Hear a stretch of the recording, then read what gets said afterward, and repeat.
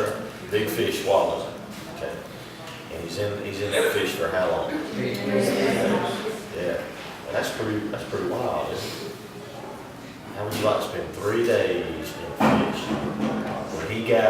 When that fish spit him up, he probably looked pretty bad. He probably had seaweed stuck to his head.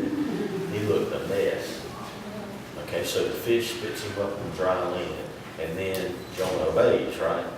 So Jonah goes to Nineveh, and he tells them, you know, this is what God told me to tell you. Repent or you're going to be destroyed. So get right with God, you're going to be destroyed. And what happens? What do they do? What do? They repent. Now, they're enemies with the Jews. And yet they realize if we don't stop what we're doing, we're going to be destroyed. So they repent. They even, the Bible says that they put on sackcloth, and which would be very rough on your skin, right? They put on these sacks, and they fasted, and they even made their animals fast. They were serious about this, and so God didn't destroy them. Okay? So what was Jonah's reaction? He thought that they weren't. He thought what? He thought they weren't going to repent. That's So right. he left.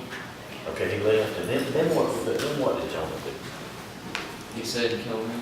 That's right, he got mad, didn't he? Yeah, he got mad because I wanted him to be destroyed, and you didn't destroy him. And so he builds himself a little shelter up on the hill because he's waiting to see.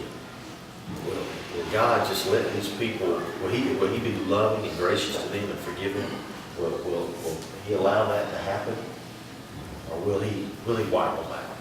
And so he sits up there in his house. Okay? And then God has some more words for him, right? And explains to him that, I care about those people, and I've been good to you, and you have to realize that. And I've been good to you. You should be glad that I have been merciful and loving to these people. Okay? There's some things I want you to know about that story. All right? Number one, God is serious about you and me telling other people about the faith. God is serious about me and you telling other people about the faith. And that's one idea that I really wanted you to walk away this weekend with. That's your responsibility and my responsibility to go out and to share with people what we believe. Now, not everybody's going to respond like the people in Nineveh. Some people may even be ugly to us, okay? But it's still our responsibility. They could have killed Jonah. Did you think about that? They could have killed him. They didn't like the Jews. Jews didn't like them. So he walks into the city and says, hey, y'all need to straighten up. Well, they could have said, well, buddy, we're going to straighten you up. And they could have killed him. All right? So we're not always going to get a favorable response, but God is serious about it. Did you know that the last words that Jesus spoke before after he was crucified and rose from the dead, the last words that he spoke to his disciples before he went back to heaven were words about you and me sharing the faith, telling other people. In fact, he said, you go out into all the world and you tell people about me. And we should want to, right? We should want to tell other people because remember we said last night, man, it's been a good thing to have Jesus in our life. Okay, it's been a good thing to be committed to him. So we should want to go out and do that. That tract that I shared with you, the story that we have to tell is a very simple story. It really is. It's not complicated. We admit that we're a sinner, believe that Jesus died for us, and commit our lives to him. That's how you become a Christian. It's that simple. And sometimes it's presented that way. The ABCs of being a Christian. We do that in Vacation Bible School a lot. Admit that you're a sinner, believe that Jesus died on the cross, and be willing to commit yourself to him. That's simple. All right? It's a message that regardless of the person's age or regardless of the person's education, it's a message that they can take. Okay? And you're personal testimony, personal experience is very powerful. Very powerful. So you tell them, you're sinning, Jesus died for you, commit you right then, and then you tell them about your own personal experience. This is what happened in my life. This is when I became a Christian. This is the difference that it has made. Now, that's not complicated, is it? No. So God is serious about us doing that. And I like what Corey said. The second thing we learn from the book of Jonah is that God will pursue us. He will, what does pursue mean? If a cop is in hot pursuit, what does that mean? That's right. He will chase you down. That's right. Do you think it's an accident that you are here this weekend? You think it's an accident? It's not an accident that you're here. You're with this group, or you're associated with our church. It's no accident. It's no accident that God placed you in this part of the world at this time in history. It's no accident. Okay? God has a plan for your life. And if you deviate from it, He will pursue you. He pursued Jonah, didn't he? Jonah thought he could run away from God. So he gets out in the ocean, and he thinks he's okay. What was he doing when the storm came up? That's right, he was asleep. He was down there in the boat asleep. Why? Because he thought all was well. But God will pursue you. And we should be glad that He will. He'll go wherever He needs to go. He'll do whatever He needs to do to put you on the right track. That may be painful for you in your life. Okay, it's been painful for me at times when I have been outside of the will of God. I've rebelled against Him. He'll put things in our life straight aside. Why? Not because He hates us, but because He loves us.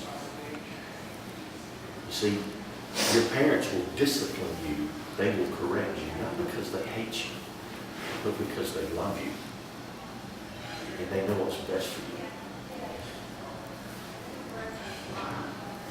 And so that's the same way with God.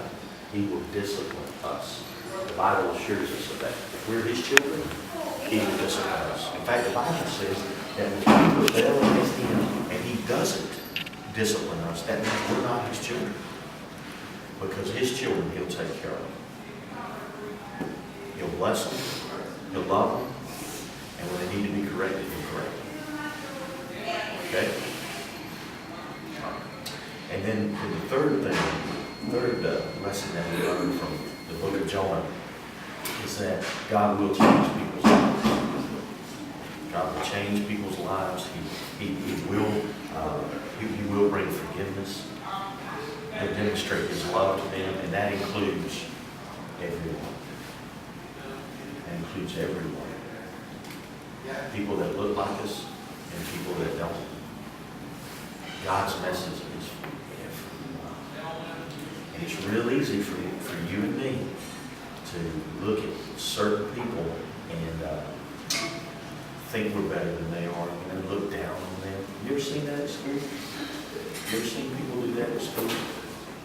I know for those of you that are going through middle school, or you're in middle school, or for those of you that are in high school, you've seen folks do that. Okay, that's been going on throughout history. Okay, throughout time. That didn't just start with this age. But there are people who they look at others and they think, they just feel superior to them. I am better than them. God's message is for everyone, even those we consider to be our enemies. God's love, grace, and mercy is to be extended to them. You come into contact with a lot of people daily. Just think for a moment how many people that you run into in one day at school, or one day when you're out wrestling, or involved in some other extracurricular activity. You come across a lot of people. They need the message that we talk about this weekend. They need to hear it. They need to see it in you. See, Jonah, he didn't have a very good he didn't set a very good example for others, did he? For the folks that he was witnessing to. I mean, I wasn't there on that day, but I suspect that when John went in there to tell them that story, he wasn't too enthusiastic about it. Oh yeah, God just let me know, this is going to happen if you don't change, So he goes in and does what he needs to do. They didn't see a person who was really being obedient to the Lord. John was trying to rebel, okay? People need to see. They need to hear the message from you. They need to see it in you. Look at your lifestyle, the decisions that you make, how you carry yourself. They need to see that life in you, okay?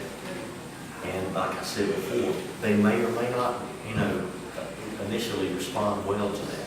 There was a girl that I went to high school with. I became a Christian in high school, but I wasn't a very good Christian. There was this girl that I went to school with who, you could see it in her. You could see it in her lifestyle. I mean, she was devoted to Christ, and it was obvious. She didn't do the kinds of things that I did. She didn't have the same kind of lifestyle that I had. And I gave her a hard time about it. I did. I gave her a real hard time about it. I made fun of her. That's horrible, isn't it? That's what I did. Okay? But she stuck to that path. It made me mad because she was a part of, she was in that circle of friends, And we would all go do something on Friday or Saturday night, and she wouldn't go. She wouldn't go to the same places that we went to. She wouldn't do the same things that we did. And so it made me mad, and we made fun of her as a result of that. And sometimes you may experience that. Now later on, after I got serious about being a Christian, I went back to her and I apologized and told her how sorry I was that I had treated her that way. And of course she was gracious and said, no problems, there's not any issue, that kind of thing. I felt horrible about it. But sometimes we'll run across people who, we might make fun of us or treat us bad because of that lifestyle decision that we've made. Nonetheless, they still need to see it in us.